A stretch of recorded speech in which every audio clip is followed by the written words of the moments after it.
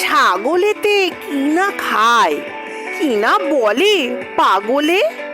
গতবার শীতকালে আমাদের ছাগলে ভুল করে ফুল ভেবে এক গোলা উল্কে গপ করে গিলে ফেলে, মরে পেট চুলকে। তারপরে ঘটল কি বলে দি সাচ্চা, এবছরে মাঘ মাসে হলো তার বাচ্চা।